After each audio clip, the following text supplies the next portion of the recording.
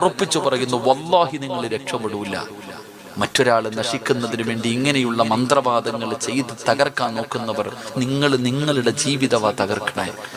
നിങ്ങളൊരു അല്പനേരത്തെ സന്തോഷത്തിന് വേണ്ടി മറ്റൊരുത്തൻ നശിക്കാൻ വേണ്ടി നിങ്ങൾ ചെയ്യുമ്പോൾ, അള്ളാഹുവിന്റെ ഖുർആൻ പഠിച്ച ഒരു ഹാഫിളായ പയ്യനെ ഞാൻ കണ്ടു. ഹാഫിളായ അവന്റെ നാക്ക് മുറിഞ്ഞു, കൈയൊക്കെ കാണിച്ചു തന്നു, കൈയൊക്കെ മുറിച്ചു വെച്ചിരിക്കുക. ഞാൻ ചോദിച്ചു, അവൻ ഖുർആൻ പഠിച്ചവനാ. അവസാനം എൻ്റെ അടുത്ത് പറഞ്ഞു, ഉസ്താദ് ഏറ്റവും വലിയ വേദന എന്തെന്നറിയോ, ഇതിനെക്കാളും വലിയ വേദന എന്തെന്നറിയോ, ഇത് ചെയ്തതാരാണെന്ന് അറിയുമ്പോഴാ ഉസ്താദ് നെഞ്ചു പൊട്ടിപ്പോകണേ. നമ്മുടെ സ്വന്തം ഉമ്മയുടെ സഹോദരി, വാപ്പയുടെ സഹോദരി, സ്വന്തം കൂടപ്പറപ്പ്, ഉമ്മയുടെ ഇങ്ങനെയുള്ളവർ ചെയ്തതായി എന്ന് അറിയുന്ന സമയത്തുണ്ടാകുന്ന വേദന. അവസാനം ഇറങ്ങുമ്പോൾ എന്നോട് പറഞ്ഞു, ഉസ്താദെ 8 മാസമായി ഇവിടെ കിടക്കാൻ തുടങ്ങിയിട്ട് ഖുർആൻ മറന്നു തുടങ്ങി, ദുആ ചെയ്യണേ, അള്ളാഹു അവന് ഓർമ്മശക്തി കൊടുക്കുമാറാകട്ടെ. എൻ്റെ പ്രിയപ്പെട്ട സഹോദരങ്ങളെ, നമുക്ക് അസൂയ വല്ലാതെ കൂടുകയാണ്. ഞാൻ ഉറപ്പിച്ചു പറയുന്നു, നിങ്ങളൊരു കാര്യം ഞാൻ ചോദിക്കട്ടെ, എനിക്ക് എഴുതി വെച്ചിരിക്കുന്ന പൈസ നിങ്ങൾക്ക് ആർക്കെങ്കിലും കിട്ടുമോ? നിങ്ങൾ പറ, കിട്ടുവോ?